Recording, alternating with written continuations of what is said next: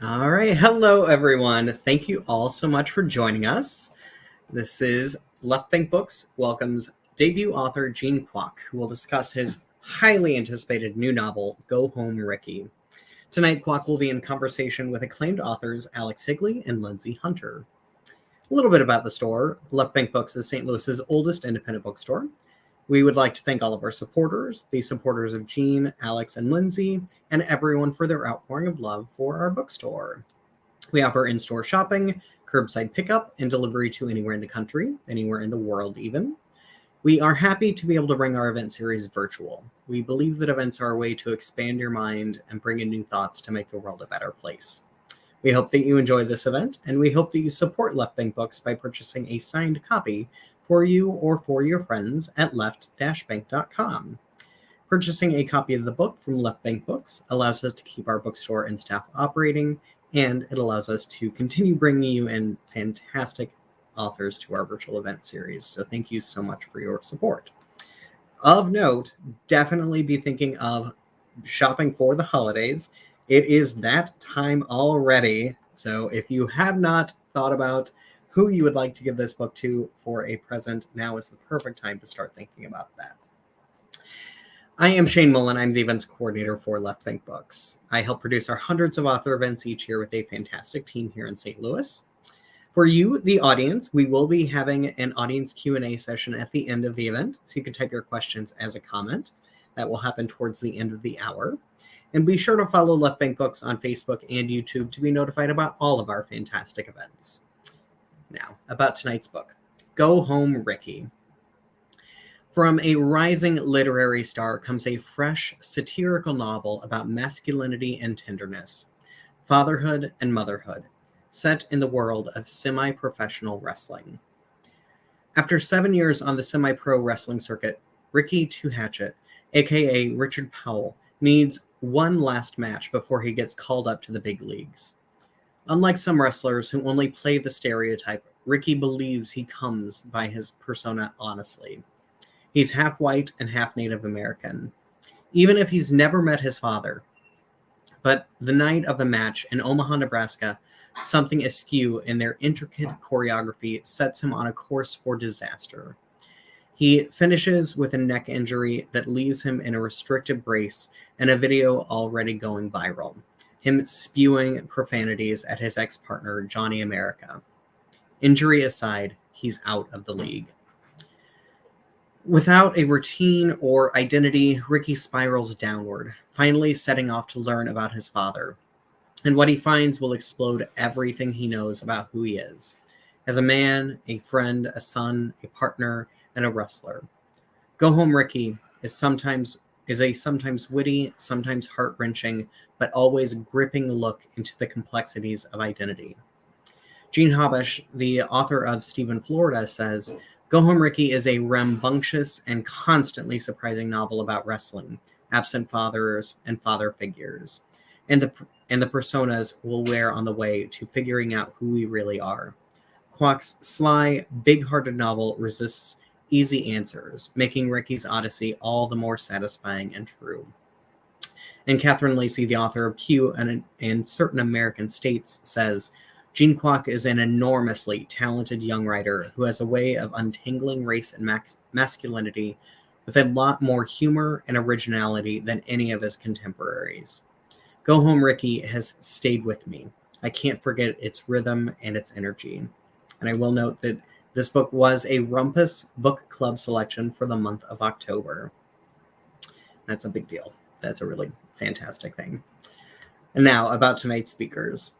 Gene Kwak has published fiction and nonfiction both in print and online in the Los Angeles Review of Books, The Rumpus, Wigleaf, Redivider, Hobart, Electric Literature, and in the Flash anthology Forward, 21st Century Flash Fiction. He teaches at the University of Nebraska, Omaha.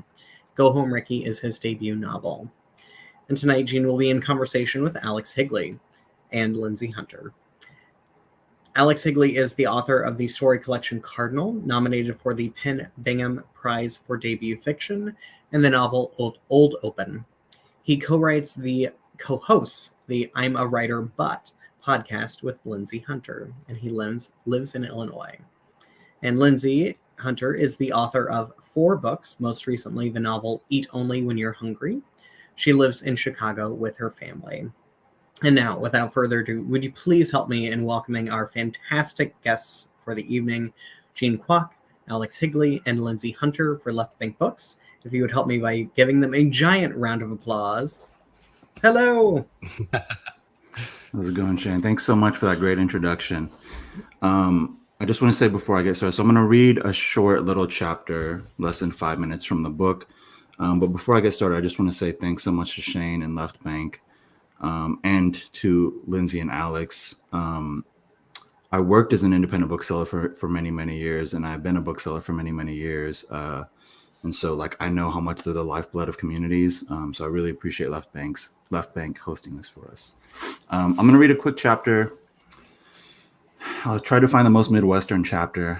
The whole last book is about the Midwest, so that was a little difficult. But I'll read this quick chapter where Ricky's just on part of a road trip, and he's thinking about the land. Nebraska's pretty flat, although not as flat as Kansas. And about Kansas, I once heard someone say that you could watch your dog run away from you for 3 days straight. The highways and interstates through the middle of the country ease my mind.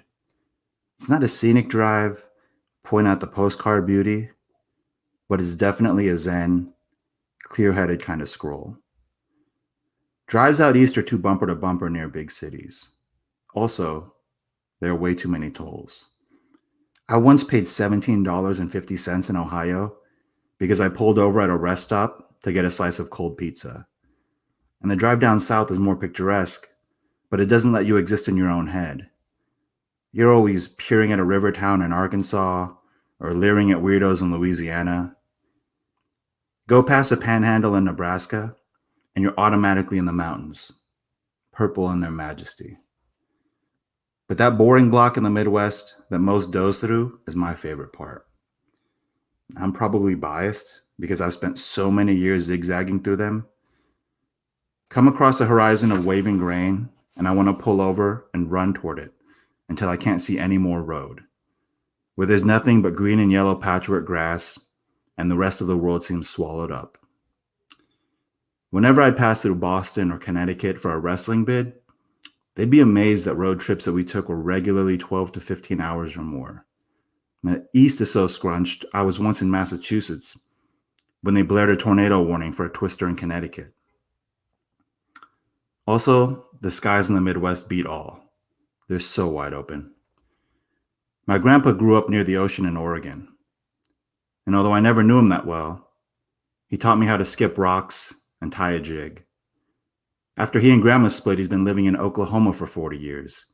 And whenever he sees a big body of water, he goes back to being a boy. I get it. I feel no pangs because I'm Nebraska born, Nebraska raised, landlocked, no coast. But the sky calls to me. When I'm in a big city, especially out east, I hate how the sky is always encumbered by a dumbass building budging into my periphery. Get the fuck out of here, you goddamn rectangle. Also, because Nebraska's next to Iowa, land of the wind turbine, it's not rare to see the flashing lights of a wide load caravan rushing past you on the highway, followed by a blade or two from a turbine. Even though they're man-made, there's something awesome about being close to something that big. I imagine that's what it's like to come across a beached whale carcass and roll by its bones. I once worked for 4 weeks on a quick run crew, maintaining those turbines on a wind farm, and I still get goose flesh seeing them disassembled and roaring down the highway. The whole trip was a trip. You get fully geared up, hard hat, hooks and straps, pass a climbing test. I had to learn how to climb without tiring out my arms. You don't pull yourself up so much as you pull yourself toward the ladder. Nothing like seeing the world from that perch. All those slow blades spinning like there's nothing more important than the next breeze. It's easy to take all that flat land for granted until you see it from the eyes of someone full of wonder. I remember when the Intertribal Council kids were planning a bake sale to raise money, to visit an out-of-state powwow. They also wanted to hit the Mid-America All-Indian Center in Wichita. It's a 5-hour drive that cuts straight down through Kansas. None too beautiful as far as American vistas go. But when they returned, they couldn't stop talking about how incredible it was. Holy shit, Ricky, Pilgrim said. All that space. He spread his arms wide. Most of them had rarely had the opportunity to travel. Some had never set foot on an airplane. A few never went beyond the borders of Nebraska or Iowa. Even Kansas was alien to them. And although I'd covered those roads so many times, I sat back and listened to how they were dazzled by the same pastures. I couldn't help but see them fresh, like when a wide-eyed child gets excited and describes blue to you in a new way. Thanks, y'all. I'm so glad you read that part. Me too. It's one of many just beautiful passages in the book. And what's so jealousy inducing, I would say, as a fellow writer, is it's in first person, and it is this voice that is maintained and is impeccable throughout, from page 1 all the way to the end. This voice that had me laughing out loud, shaking my head. And I just want to hear from you how you were able, first of all, where that voice came from. Where did Ricky come from? And how did you keep him so true all throughout the novel? Because that's not easy to do. Yeah, thanks, Liz. I mean, also not to just lavish praise on y'all as well, but also that's what I love about both of your works as well. It's like the voice, humor, I'm glad you said that, because that's why I asked the question. So Alex, your question now. Yeah. So anyways, enough. Let's talk about no, but I mean, that is true for anybody who doesn't know either of your works. But the thing about Ricky, where did it come from? I mean, one of the things that I was thinking about like early on was I had an original different 20-page intro. And it was good, I guess, because it like got me into some fellowships or whatever, but it felt really like labored over, And there was also something about like the first pages originally was Ricky like jumping over a barrier and like pushing a kid in the face, which was like absurdly hilarious, but also like some people were like, seems kind of mean, and I was like, that's fair, that's totally fair. And so some people from Jump were like, kind of a mean guy, and I was like, yeah, I should reassess that maybe. But it just felt a little bit too like labored over. And I actually went to I took a writing workshop at Yale with Julie Bunton, who like I love her writing. Obviously, she's married to Gabe Bash, so like I'm sure they work together on their writing in some ways, I'm sure. And she also edited Max Winter's book X's, which is also incredible.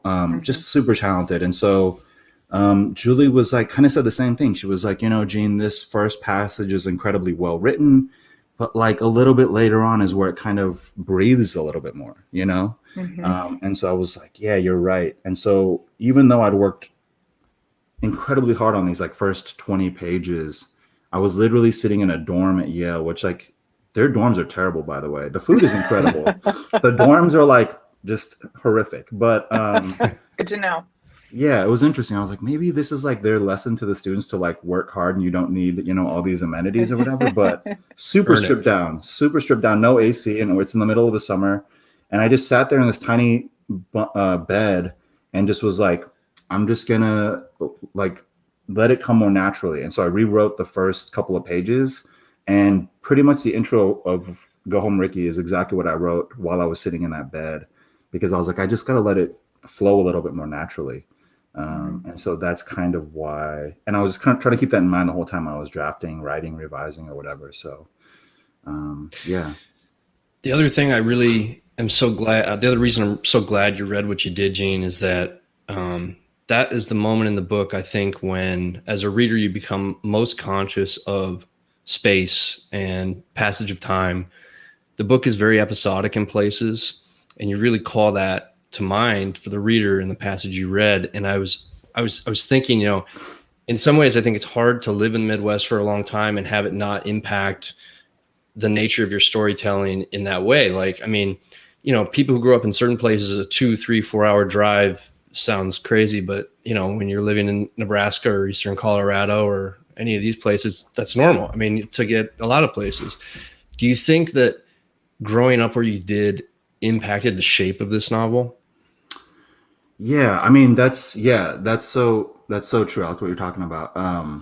I mean, me and my buddies, we take regular, or we used to before COVID, we used to take regular trips down to like Mississippi, for example. 11-hour trip, no problem, you know, like Right. we were just like, yeah, I mean, the one thing that I kind of love about Omaha is like so many writers or so many pals would visit because it's like in the middle of the country, you know. Yep. If they're driving, unless they're trying to avoid your ass, like they have a reason to stop by. You know? Like, what do you mean you can't come by? We're literally in the middle of the country. And so many friends have stopped by, stayed on couches, etc. But yeah, that long sprawling drive where you're just kind of like, it's like you don't know if it's 6 p.m. or 6 a.m. You know, you're like downing coffee, just trying to get through to the next city. Like that's so commonplace. And like even the thing about the little passage where Ricky talks about how on the East Coast that there was a twister, like that's what happened to me in Massachusetts. Like they were freaking out about a twister in another state. And I'm like, what the hell are y'all doing? like, why is everybody panicking? But yeah, I definitely think it had to do with the shape of the novel, the episodic nature. I mean, the short chapters, I think I don't know if that has anything to do with how I grew up. That might just be like a personal preference. I'm just like a short chapters. Like obviously every novel reading experience is different. But yeah, I'm just a big fan of like those short little, you know, you dip in and you dip out. I think it's just so much easier to ingest as well, you know? Yeah, and it gives you these little vignettes that you can sort of, you know, it's time passing and you're checking in and it's almost the way that flash fiction lets you get uber into the details and then out again, which I really enjoyed. What do you think it was that allowed you in that dorm room to free yourself, to get more natural as you were writing? I don't know. I think that like obviously, you know, when we pick a particular voice for a particular project, there's so many things that go into it. Some small part of it is some version of you, some voice in your head or something. But then you're also trying to like, you know, get into the head of this character. There's so many things at play. And I was like, you know, I just need to write a voice that feels more natural, I guess, at least for like, not like literally my voice, but like just more natural in terms of the writing process. And so, like, you know, more like you could hear it better. Yeah, just like, and it felt like I wasn't forcing it to be too lyrical. Like it was just honestly like there was like even my agent Sarah, who's like incredible, and she's an incredible editor. She was like an editor for like 10 years at two of the big imprints. She gave me like a bunch of great notes at one stage, and then I was like, all right, so I'm gonna do my best to work on these. And I think I ended up rewriting like 75 pages in like a really short amount of time. And she's like, how the hell did you do this? And I was like, I don't know. I think I blacked out. I think I blacked out and the shit like came out on the page. I have no idea how I did it. But once I tapped into that voice and it became sort of more naturalistic to just write in that mode. Again, I'm not saying that that's my actual voice, but it just felt really natural to work in that mode. Like the writing and the rewriting and like it all came together really, really quickly. And I don't know how. And I'm almost kind of worried about the next project because it's probably not going to be the same. It won't be the exact same voice. So it's going to be harder, you know, for sure. It'll be Ricky, go home instead of go home. It'll be an older Rich. It'll be going by Richard at that point. They call me Richard. I'm in. Do it. I'm in too. So you had the voice, you felt a little bit freed up. You were clear-eyed enough to know what you had before felt a little bit labored over, a little bit stilted maybe. Once you were in it and you had these edits from your agent and you're like deep in the project, did you have the whole narrative arc laid out? And the reason I'm asking that question, Gene, is because with more episodic stuff, I feel like once you hit like 75% there, you're like, okay, is this 150 more pages or is this 30 more pages? Like, is it the kind, or did you kind of already know you had the tail end of that arc in sight. Did you already kind of see it? Yeah, that's a great question, Alex. The only thing that I knew, the only thing that mattered to me was like getting the voice and like figuring out some characters, and then just figuring out how the characters were going to bump up against each other. But a lot of that shit came out in the writing and the rewriting. The only thing that I knew was that he was gonna. I guess I don't want to. Earlier we talked about like it's fine if we give away spoilers, but I might not say this outright. But that thing that happens at the high school, like that big thing that happens at the high school, that was the only thing that I knew that was going to happen. I was like, that's going to happen. And that's it. That's the only. Oh, you had that as a signpost for yourself. Like you knew that's coming. Awesome. I knew that was going. It was going to lead to that as an act, and then everything else I figured out like in the wash. Like I didn't in the original very very first draft of it. No one had seen Ricky. Not even the first full draft. Just like a first couple of pages. Ricky wasn't on the road trip with his mom. And then I was like, this shit's boring. Whoa. Like he's just sitting there like in the car by himself. So I was like, why not throw his mom into the book? And then it ended up being more about his mom. So I just kept on giving myself these like weird little challenges and then seeing how they would sort of like unfurl in the writing. You know, like I was like, let me try to write a book about wrestling where there's like not too much wrestling on the page. Let me try to write a book about fatherhood that's really more about his mom, you know, like all these different sort of things going on. And I was like, I don't know if the reader's going to pick up on any of this, or it kind of doesn't matter, but at least challenges for myself as a writer. I felt like if I had it too plotted, because, you know, everyone's different and I'm sure it kind of is different for every single project, but I don't think I could ever be, I'm just not a big plot not plot, but I'm just not a big planning person, you know, like in my life, I feel like if I were to be the type of person where I plan the whole novel out, it would just be too stilted. Like some of the weird bonkers shit that Ricky does, there's no way I could have planned that out. You know what I mean? I just had to like, I'll let him kind of like play in the scenes and then be like, okay, he will do that weird ass thing. What were your favorite parts to write? Like, what are the parts that stand out to you as you think back on the writing process? Yeah, that's a great question, Lindsay. To be honest with you, I don't have a favorite part, but I also didn't have like an extremely like part that I hated. Like I love the whole thing. I know that, and I totally get it. You know, if you're writing a different kind of project, if you're writing something that's like a memoir, or if you're writing something that's deep about trauma, that's probably not fun to get into the page every single day. And you have to like mentally steel yourself for that, I'm sure. But at least with this book, I was like, I'm going to have fun as hell. And I don't know if anyone's going to like it, but I'm just going to like, so I just, every day was like a joy. Like one of the realizations, and I know it sounds so cliche, is that even like, you know, the book's been getting like, especially for a debut, especially during a time period where like everything's huge, like, you know, it came out in October where there were all these heavy hitters. Franzen was coming out with a book, you know, this person, that person.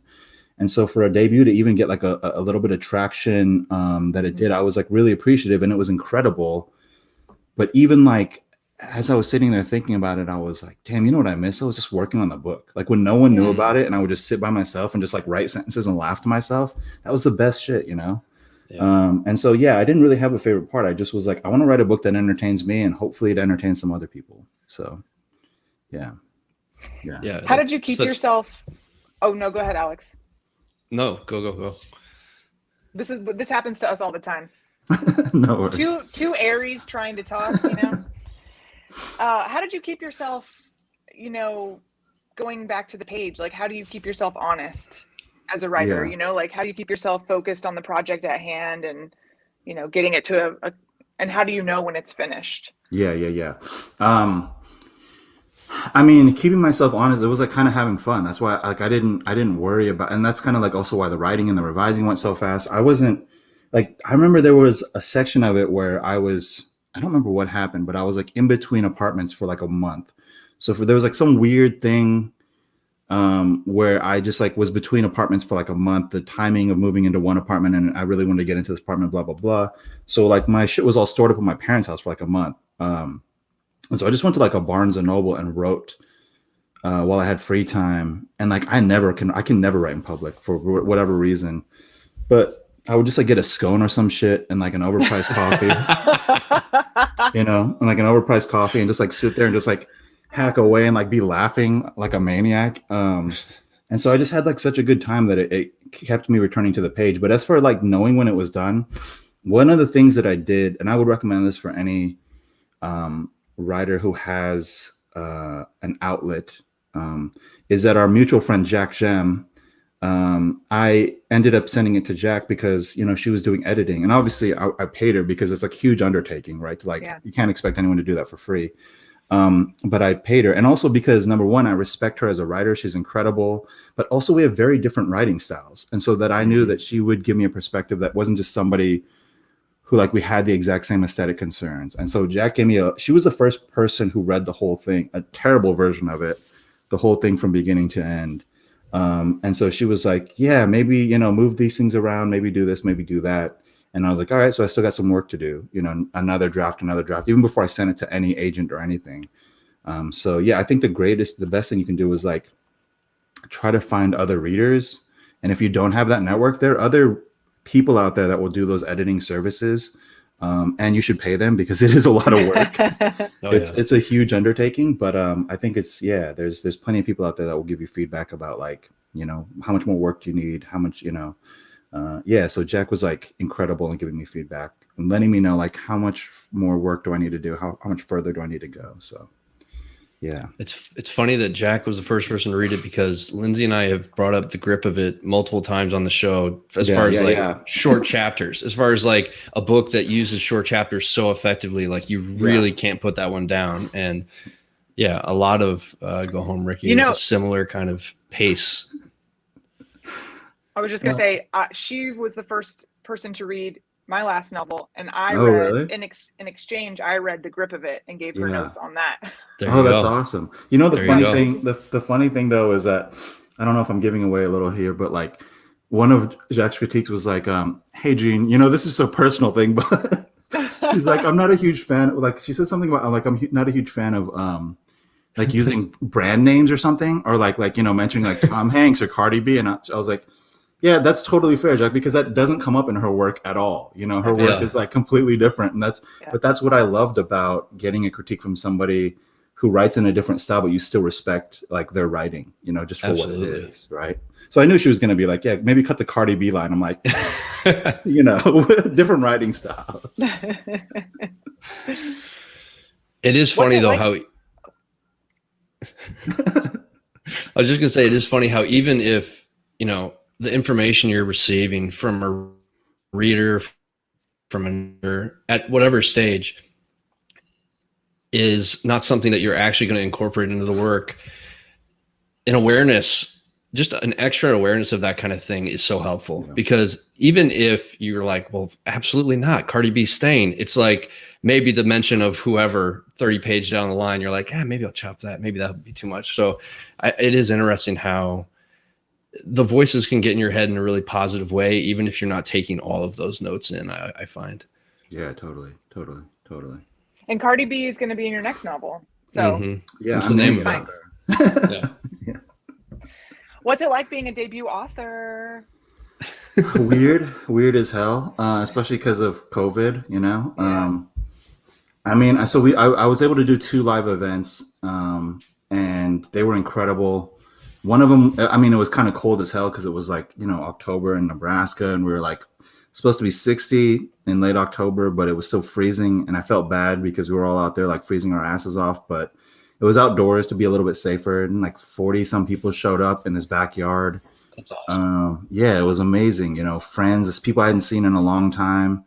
And so I was like, damn, you know, had things been normal, like there would have been multiple events where I would have been able to see people, you know. But also the reality of it is, it's not as bad. Like there were debut authors last year that like didn't have any live events, you know. And also, you know, realistically, like it kind of sucks because obviously any of us who have a dream about like debuting, this isn't, you know, this wasn't in our crystal ball of like what it would be like. But also like it's fine, you know, like there's people that have been like suffering way worse during the pandemic. And so like, if I have to do virtual events, like it's incredible. And the great thing about doing virtual events is like I can do things with y'all. I can do things with buddies that like none of us are in the same city. And so, you know, it's been different, but it's still been amazing. So that's awesome. Can we talk a little bit about the cover of this book? Because it's so striking. And I was wondering if there was like a huge process Yeah. To arrive at that kind of like, it has like an old school poster vibe to it almost. Like, talk about working with the designer, and definitely give them a shout out because I'm not sure of the name. Yeah, thanks, Alex. So the designer at Abrams, Eli Mock, who's incredible. Eli sent me a couple of mock-ups because they ask you like, what are your inspirations? And I actually did send him a bunch of old school wrestling posters. But inadvertently, one of them had actually looked a lot like, I don't know, I don't have it at hand, but Barry Hannah's last collected stories. There's like stars and then also like these airplanes, and it's like red, white, and blue. And so one of them kind of looked too similar to that, even though like I'd never mentioned Barry Hannah, and I don't think Eli had like referenced his cover at all. It was just the old school wrestling nod, like was through both. And then he'd also used red, white, and blue, which I thought was incredible. But I was like, as much as I love Barry Hannah, I can't like rip off the guy's cover or whatever. So we changed the image.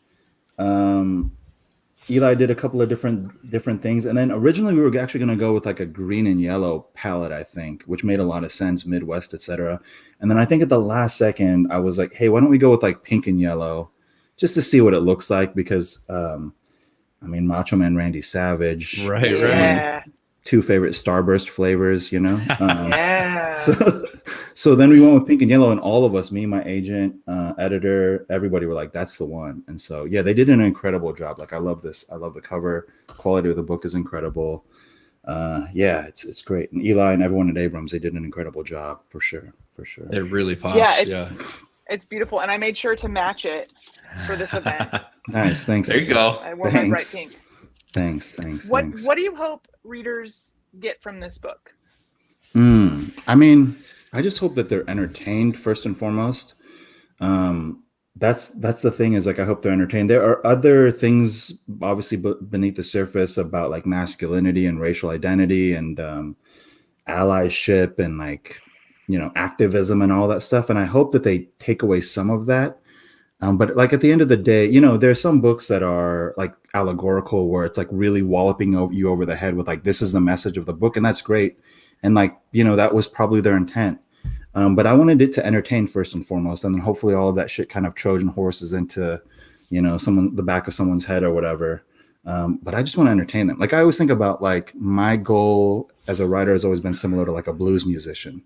Like a blues musician can riff an incredible riff where like a musician will be like, that's amazing, and the rest of us will be like, I don't know what the hell's going on, but for some reason I'm crying right now. You know what I mean? Mm-hmm. Like, it connects to like us on a real basic human level. It's why it's called the blues. Like the sadness, it'll connect to anybody, but also then musicians will be like, that's an amazing riff right there or whatever, so yeah, hopefully, I don't know, hopefully they'll be entertained.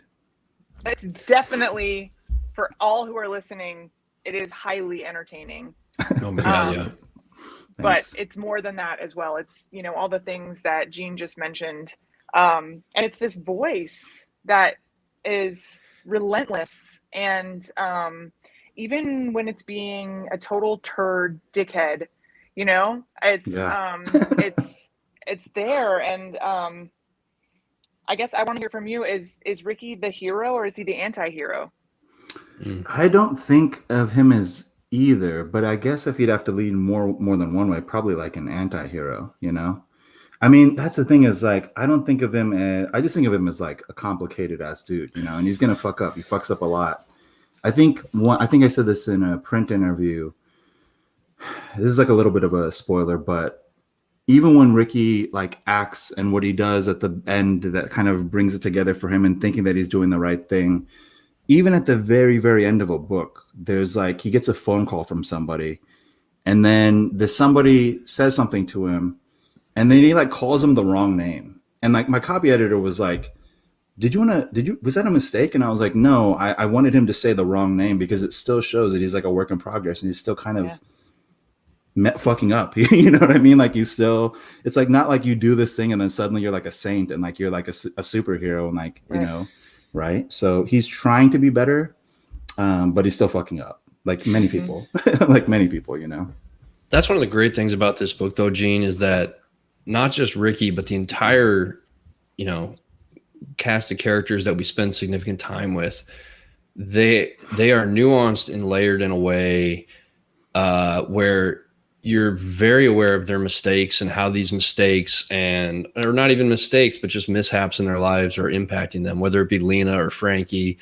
I mean, these kind of missteps and unclean lives, as far as like just real life is there with everything that they're saying, with everything they're doing. So I definitely think that is something where it's not like Ricky is like marooned in this novel as like the one anti-hero, the one character who's like the fuck up. It's a whole, he's amongst his people in this book, regardless whether or not it's family by blood or an ex-girlfriend, but it's a real world of real people. And that's something I so appreciate in novels is you're not getting characters so much in this book as you feel like you're getting real people. And that's valuable, I feel like. Cool. Yeah. Thanks, Alex. I mean, one of the things that was really important to me, and I've said this a little bit in some other things, but like most of the books that this might be looked at as like in the lineage of, you know, some of my favorite writers like Dennis Johnson or Thomas McGuane or Barry Hannah.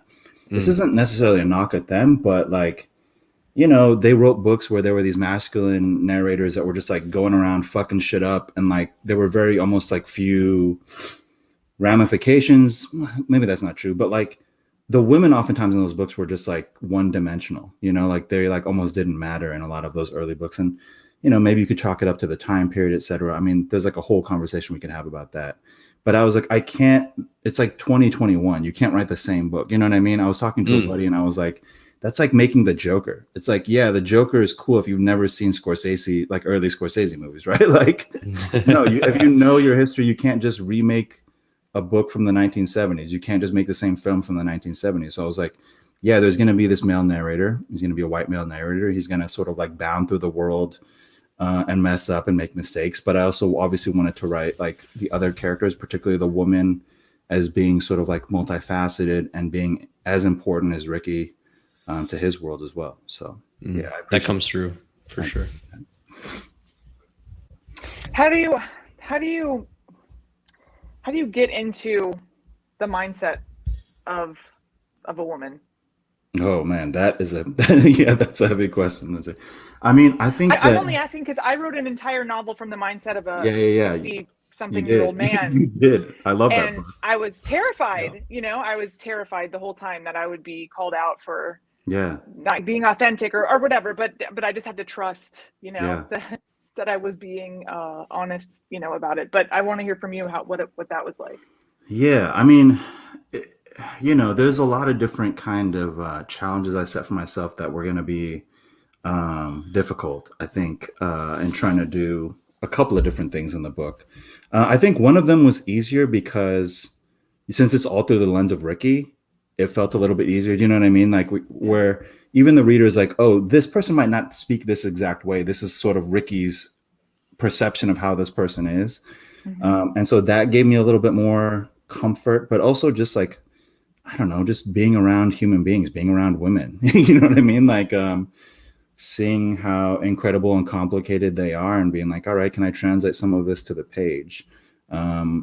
Sometimes it does feel like people almost approach it like, almost like you're writing about some, like, you know how sometimes people will write about, like another gender or something. And it's almost like they're acting like they're writing about another species. And you're like, what the hell? Do you not talk? Do you not talk to women? Are you not around women? Like, why does this feel like such an undertaking? But I think you're right. As a writer, anytime you're writing outside of your experience, it does feel like a little scary for sure. For sure. We got a little bit until Q&A.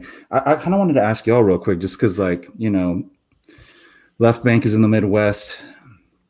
I guess, I mean, you're both like located in the Midwest. I'm located in the Midwest right now.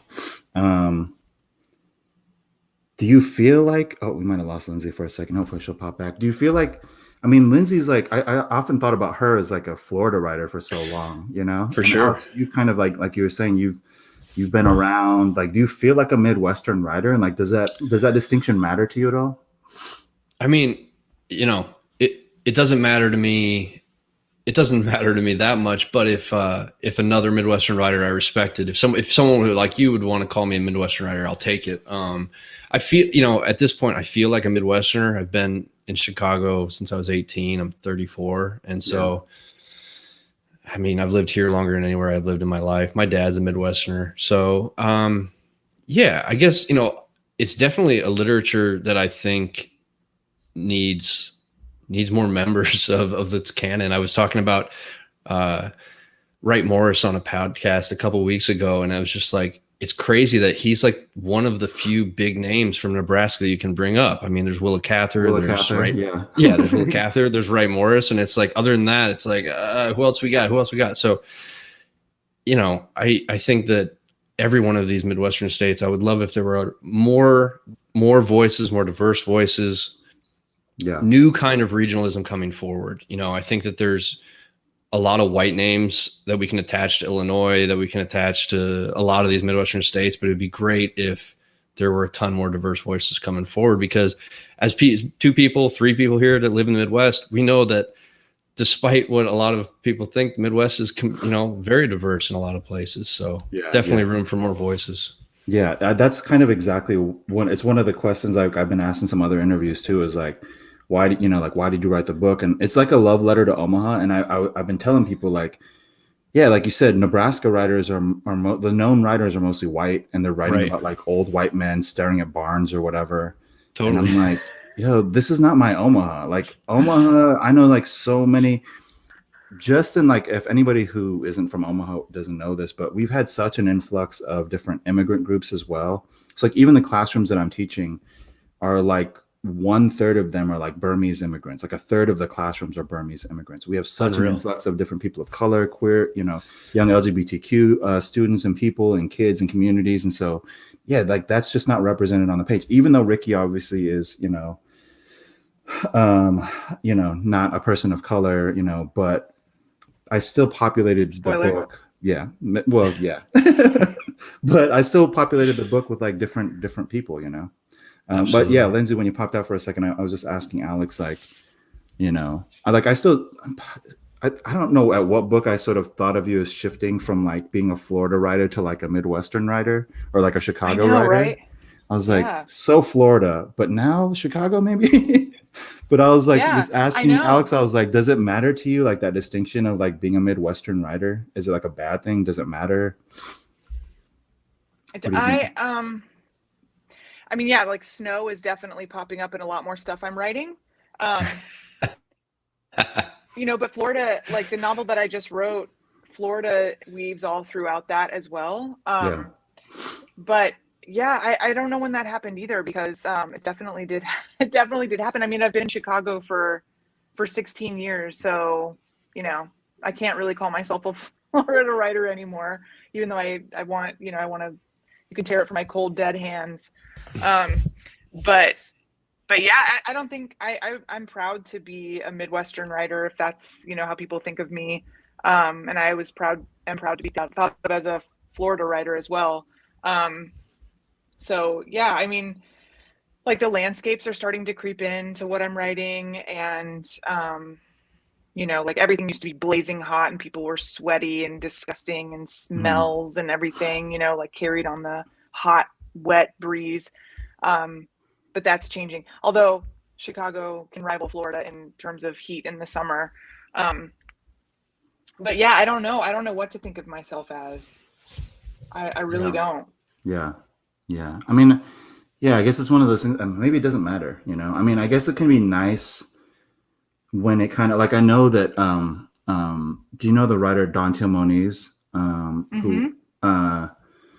who wrote that incredible collection, Milk, Blood, Heat, that story collection? Oh, yeah. Yeah. She was talking in an interview about how she's from, oh no, I'm going to forget, maybe Jacksonville. And she was talking about how just as of late, there have been like a bunch of particularly Black writers from Jacksonville who just like been blowing up all over. And she was like, it's been amazing for this pocket of Florida to suddenly get this appreciation. And so like, I think it can matter at times, but Mhm. Yeah, I don't know. It's complicated. It matters to me, like when the New York Times is like, here's a list of writers from Florida, and I'm not on it. Yeah, It's fair like, enough. fuck you, man. Yeah. I did my time. I did my time. Okay. Fair enough. But other than that, Fair enough. Hello. Hi, How's it going, Shane. hi Shane. Thank you for this incredible conversation. I have been having a lot of fun with this. I'm on the board of the Midwest Independent Booksellers Association, brand new. Nice. This is actually maybe the first time I've stated it publicly outside of Facebook. Congratulations. Yeah, amazing. But Amazing. I want to reiterate that it is really necessary and incredible to celebrate Midwestern authors. And I love getting to find new author. Well, I don't really find them. I just find their books on a shelf and say, this is great. So I don't really go out and find authors. That sounds like a sport or something, and I'm not a very good sports person. I'm very sorry. It's been a very long and interesting day, and I've been having a lot of fun with this event. And so I hope that the audience has as well. We do have several comments and some funny little quips for the about the conversation, but I want to let the audience know that now is the time to type in questions for the audience Q&A, and a reminder that we do have signed copies available for sale at Left Bank Books for pickup in store or shipping anywhere in the country. And a perfect The time book to think is about gifts. so funny. Thanks, Lindsay. It is so entertaining. You will inhale it. It is, as Shane was mentioning, it's the perfect gift, really, for anyone. Get the book, guys. Anyone What are you doing? Buy the book. You know, like anyone. It's very voicey. It's so you feel like you are with this character, just with them. And I just, you know, I feel like you could really gift it to anyone in your life, grandma, your nephew, Especially grandma. Yeah. Yeah, especially Start grandma. with grandma. yourself. Okay. Well, if we're waiting on audience questions, can I ask Lindsay and Alex, what are y'all working on right now? If you don't mind talking about it. We're working on flogging ourselves. Yeah. Other than the podcast, if y'all don't know, by the way, they have an incredible podcast. Thanks, bud. It's called I'm a Writer But. You should tune in. It's semi-weekly. Alex is on submission right now. Yeah, I'm on submission right nice, now, Alex. Gene. Yeah. Nice. Fingers crossed, man. Thanks, crossed. buddy. Yeah, you know how that goes. So, yeah, I don't know. That seems like it's been like a while. I'm having trouble working on new stuff, to be honest with you, while I'm on submission. It's hard for me to focus. But is it a novel? Yeah, it's a novel. Yeah. Cool. Yeah. What about you, Lindsay? I'm not doing anything right now. I wrote a couple novels over the pandemic. Whoa. And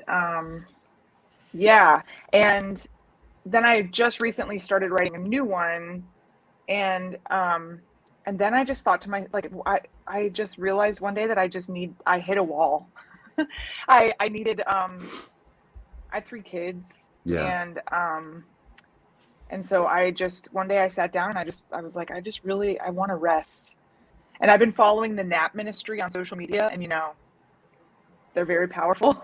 Yeah. Their arguments about needing rest and sleep. Yeah, for sure. And it's a ministry for a reason, you know? Exactly. and so sometimes I'll sit down and I'm like, no, I have the right to rest. I love naps. Naps are incredible. Yeah, they are. Yeah. My buddy used to give me shit for naps. He's like, Gene, are you going to take your hour-and-a-half nap now? And I'm like, yeah. He's like, that's like a child. And I'm like, you mean someone full of joy and wonder? I'm telling you. Yeah, you win on that one. I made my kids all nap until they were 5. I still have a 3-year-old. And I swear, it's really, it helps them think straight. Okay. Yeah. Like it helps their it brain. Totally does. Totally helps me too. And it helps my brain. God. Yes, exactly. Yeah. Are you, Lindsay, how are you feeling about the novels that you wrote during the pandemic though? Were you like, one of these is going to be the next one? Or are you kind of like, you don't have to say if you feel good. Cool. No, I feel good. One of them is a rewrite of a novel that I had out on submission that got passed by the 9 editors that we sent it to. And so I just, like a fiend, just started rewriting it. And it's a completely different book than the one that we sent out. And so that still needs a lot of work. But the other one, I feel really good about. Nice. Yeah, I'm so excited to get back to writing. Like I was thinking, like, to be honest with you, when the pandemic hit, I couldn't read or write anything. Like I read maybe 3 books over 2020, maybe 3 to 4 books. And I usually maybe read like, I don't know, 100, 200 a year. I read 3 books and they were incredible, but I was like, I just can't read or write shit. I would just like sit there and like play video games or something. I just couldn't do anything. Coping. Yeah. Coping, I mean, right? we're in a pandemic. And then I was able to like work on the edits for this because I just like had to. Yeah. But I'm so excited to like, I have 2 ideas for 2 new novels that I'm like ready to just get down and working on. So yeah, we'll see. That's awesome. We'll see. Are there any audience cues? I'll share some of the comments. So Jacob says, I think I'll go buy one. This is the first I've heard of this book, but it sounds like my jam. It is, Jacob. It is. Yeah. Good thought, Jacob. Stacy says, I'm one of the biggest fans. I think that was maybe in reference to you, Lindsay, but there's like always a little bit of delay. So we'll just say for everyone, Stacy's a big fan. We appreciate it, Stacy. Thank Love you, Stacy. And Stacy actually typed up a question. So Gene, Lindsay, Alex, I know Gene talked about having a trusted editor read his work. Is that what you always do before sending it out to your agent, or wait, I think I'm reading this wrong. Let me try again. Is that what you always do before sending it to your agent, or do you just send it to your agent now? Yes. Yeah. I mean, Lindsay and Alex, do y'all want to talk about like readers, other readers, your kind of process of like when you feel ready to send it to somebody? I have a first reader. My buddy Willie Fitzgerald's my first reader. I send him everything. He's a brilliant writer. He's one of my favorite writers, and he's a brilliant editor. So I trust his opinion. Similar to what you were saying with Jack, Gene. He's a very different writer than I am. So when he flags something, I trust it. I trust it more for some reason because we have different styles. But yeah, and I have a couple other friends too that I'll send stuff to for sure. But I need that. I need someone else to kind of, even if it's just to gas me up, even if it's just like confidence, I need that. Yeah, for sure. What about you, Lindsay? As you said Willie's name, he popped up with it. Like it was almost like you said his name and in the comments popped up. Really? Nice. What about you, Lindsay? What about your first readers? Oh, I sent Eat Only When You're Hungry. Actually, I sent it to Jack and I sent it to my friend Kyle Beachy, who just had a book out. Yeah, skateboarding Most book. Fun Things. Who is from St. Louis. Yeah, he's from St. Yeah, Louis. That's true. I have that book. I haven't read it yet, but it's awesome. Yeah. So those were my 2 readers for that book. I have been known to just dash off an email to my agent and be like, what do you think of this? Yeah. And he's very good about, he's very methodical and thoughtful and calm, whereas I'm just like, woo, we're gonna do it. And so he's like the yin to my yang. And so I've been known to do that, and he's he's so great about it. And so I go both ways. I think when sometimes I'm panicked about my future, and and so I just like send some stuff to him, and I'm like, we have to, like I have to be relevant. And he talks me off the ledge. For sure. But the smart thing to do is to send it to your smart friends who will be honest with you. Yeah. I have a couple buddies. I have like a buddy, Paul Hansen, who's like a good buddy of mine.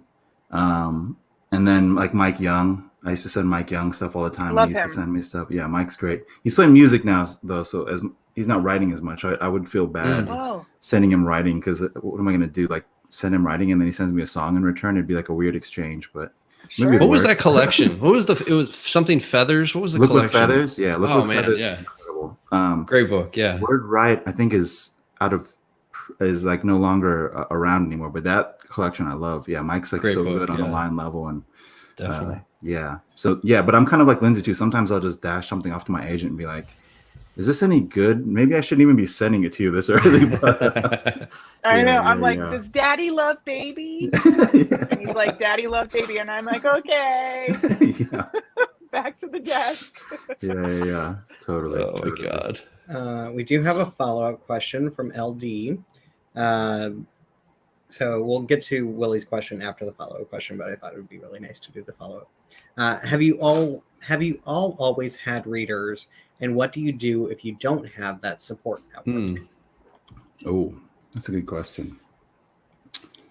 I think that people in talk. Chicago, there's Storytime Chicago, and they've been doing a Yeah. lot of virtual events or virtual kind of like networking and sharing stories. Yeah, I guarantee there are a lot of those going on across the country as well. Yeah, that's true. I think finding some type of writing community is important, even if you don't call it that, even if it's just a couple buddies, because for a couple of reasons. I think for me personally, especially really early on, you kind of have to know what you're up against. And what I mean by that is if you don't have a sense of the other people that are submitting to the lit journals that you're submitting to, the other people that are querying the agents you're querying, you don't really have a sense of the game you're playing. And in a lot of what we're doing, there's a lot of competitive and just crushing waiting and rejection. That's a huge part of writing. And I think when you have people, you have to be able to find people that are going to be honest with you, and also that are just going to be able to play the game with you in a certain way. So if you're not someone who got an MFA, if you're not someone who, has that built into your life, that definitely doesn't mean that you can't find people. Like you were saying, Shane, there's so many places in all cities, a lot of big cities that have, functions like you're saying with Storytime, where you can either submit writing, you can have stuff workshopped, or even just online. I would say start following your favorite writers on social media. And a lot of times people will trickle out. There's communities around certain writers in a lot of ways. If you go to a Lindsay Hunter reading, you're going to meet other fans of Lindsay Hunter, and you're going to, find like-minded people in a way. You're going to go. So I think that you have to be proactive enough to kind of go out there and seek that out, but you definitely can do it. Yeah, that's great advice, Alex. I would also say that, kind of just piggybacking off of that, but also what Shane said is that we live in a time where, due to these virtual events, like you can take a class with a writer, like one of your favorite writers. I've sat through so many incredible lectures. Like, to be honest with you, I didn't have any people of color instruct me over the course of my like undergrad or graduate, like in writing classes. And I didn't even have any women instructors. Literally, it was just like all white dudes as my instructors for undergrad and even in grad school for writing. For writing. And so, in other classes, like as an undergrad, but in grad school, no. So one of the first things I did during COVID was I was like, I'm going to sit through all these lectures from like some of my contemporaries, but just like their incredible classes and lectures. And, communities would build in these writing classes, or just even like these lectures, right? Like we would connect to each other. We would send each other emails and stuff. So yeah, there's great opportunity, especially in this like virtual age right now, to build those communities. Absolutely. Willie points out that, Alex, you actually met through Twitter. So that's backing up your point very well. For sure. Yeah, totally. I mean, Twitter's, the literal devil, but you also meet buddies sometimes. So there you go. All right. So Willie's question, I think this will be a great send-off question. Do you have any tips for writing scenes with a lot of physical action in them? It's hard enough to write scenes where people sit in a train car. How do you keep the physical space legible? That's such a good question. It's a great question. Anybody want to take it? That's my answer. I wanted to hear Jean's answer. I want to hear, because you do. I mean, even though you said that there's not a ton of wrestling in the book, there is some super physical scenes in the beginning and the end. I mean, there's wrestling at the beginning and the end in a way. Yeah. How did you navigate? Yeah, and there's those? like Yeah. I always wanted, even though like, it's not even a spoiler, like Ricky gets injured. It's like in the copy of the thing. even with his injury, even with him thinking about his body and whatnot, and sort of like sometimes physically like limping through these scenes or whatever, I was like, I always want him to be doing something. I always want him to be like engaged with the scene. I think it's easy for us to like write scenes where two characters are just like sort of talking at each other, like they're just two like floating heads in a room. And like, you know, there's like great books, great scenes, great movies where that's like completely like that's enough. That's great. And like that's what they're trying to achieve, you know, two people in a train having like a really delicate conversation. But I was like, I kind of want him to just always be moving through these spaces. And part of it was even just like creating weird spaces for him to inhabit, even, you know. There's like a weird backyard there. He goes to like this small place called Green Bank, West Virginia, which is a real place where you can't use Wi-Fi. And so the second you come in, because there's like the North America's largest satellite, there's literally a guy named Jonah. I don't think I actually changed his name. I probably should have changed his name. Oh my God. He's a real guy.